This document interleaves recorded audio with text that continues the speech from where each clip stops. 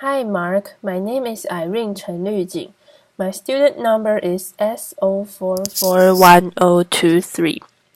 The title of the speech is Rana Kaliouby.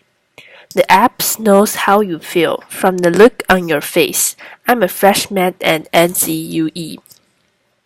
Our emotions influence every aspect of our lives, from our health and how we learn, to how we do business and make decisions, big ones and small. Our emotions also influence how we connect with one another. We've evolved to live in a world like this, but instead, we're living more and more of our lives like this. This is the text message from my daughter last night, in a world that's devoid of emotion. So I'm on a mission to change that. I want to bring emotions back into our digital experience.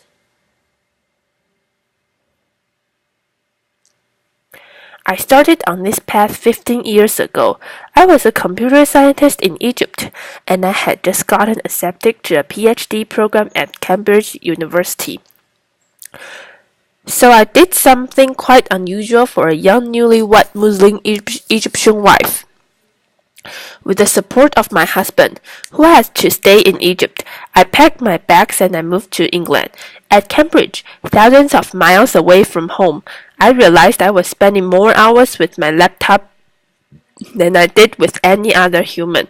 Yet despite this intimacy, my laptop has absolutely no idea how I was feeling. It has no idea if I was happy, having a bad day, or stressed, confused, and so that got frustrating. Even worse, as I communicated online with my family back home, I felt that all my emotions disappeared in cyberspace. I was homesick, I was lonely, and on some day I was actually crying, but all I had to communicate these emotions was this. Laughter. Today's technology has lots of IQ, but no EQ. Lots of cognitive intelligence, but no emotion, no intelligence. So that got me thinking, what if our technology could sense our emotions? What if our devices could sense how we felt and reacted accordingly, just the way an emotionally intelligent friend would? Those questions led me and my team to create technologies that can read and respond to our emotions. And our starting point was the human face. So, our human face happens to be one of the most powerful channels that we all use to communicate social and emotional states. Everything from enjoyment, surprise, empathy, and curiosity. In emotion science, we call each facial muscle movement an action unit. So, for example, action unit 12 is not a Hollywood blockbuster. It is actually a lip corner pull, which is the main component of a smile. Try it, everybody. Let's get some smiles going on. Another example is action unit 4. It's a brow furrow. It's when you draw your eyebrows together and you create all these textures and wrinkles.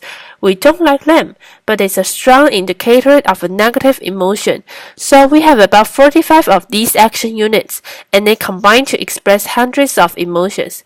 Teaching a computer to read these facial emotions is hard, because these action units, they can be fast, they're subtle, and they combine in many different ways. So take, for example, the smile and the smirk. They look somewhat similar, but they may mean very different things. Laughter. So the smile is positive, a smirk is often negative. Sometimes a smirk can make you become famous. But seriously, it's important for a computer to be able to tell the difference between the two expressions. So how do we do that? We give our algorithms tens of thousands of examples of people we know to be smiling, from different ethnicities, ages, genders, and we do the same for smirks. And then, using deep learning, the algorithm looks for all these textures and wrinkles and shape changes on our face, and basically learns that all smiles have common characteristics, all smirks have subtly different characteristics, and the next time it sees a new face, it essentially learns that this face had the same characteristics of a smile, and it says, "Aha! I recognize this. This is a smile expression." So the best way to demonstrate how this technology works is to try a live demo.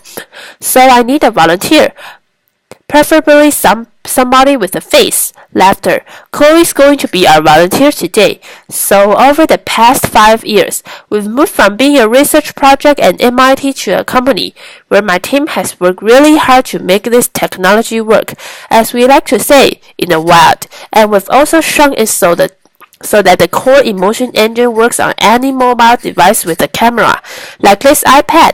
So let's give this a try.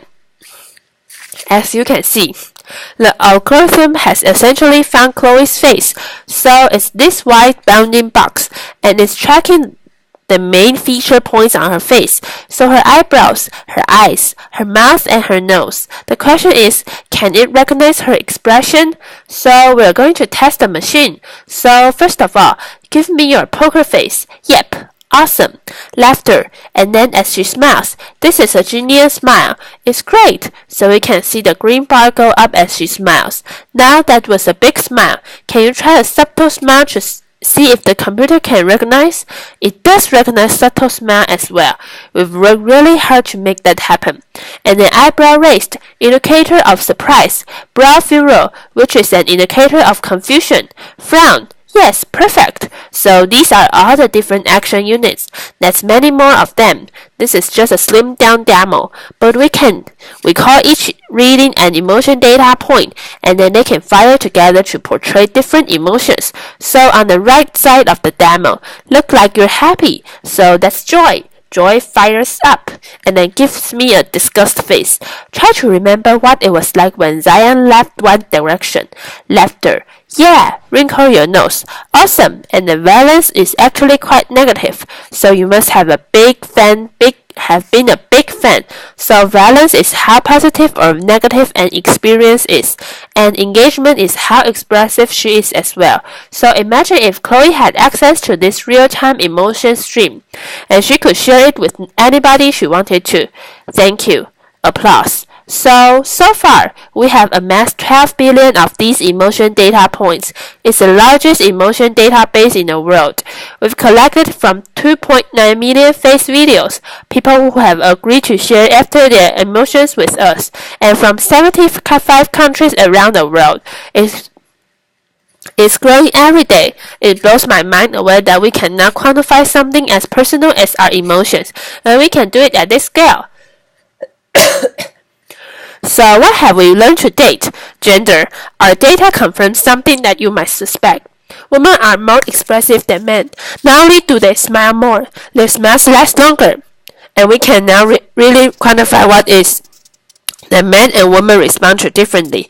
Let's do culture. So in the United States, women are 40% more expressive than men. But curiously, we don't see any difference in the UK between men and women. Laughter. Age. People who are 50 years and older are 25% more emotive than younger people. Women in their 20s smile a lot more than men the same age, perhaps a necessity for dating. But perhaps what surprised us the most about the data is what we happen to be expressive all the time, even when we are sitting in front of our devices alone. And it's not just when we're watching cat videos on Facebook. We are expressive when we are emailing, texting, shopping online, or even doing our taxes. Where is this data used today? In understanding how we engage with media, so understand vitality and voting behavior, and also empowering our emotion-enabling technology. And I want to share some examples that are especially close to my heart. Emotion-enabled wearable glasses can help individuals who are visually impaired read the faces of others, and it can help individuals on the autism spectrum interpret emotion, something that they really struggle with. In education, imagine if your learning apps sense that you're confused and slow down, or that you're bored so it's bad speed up, just like a great teacher would in the classroom. What if your wristwatch checks your mood, or your car senses that you've tired, or perhaps your fridge knows that you're stressed, so it auto-locks to prevent you from binge eating?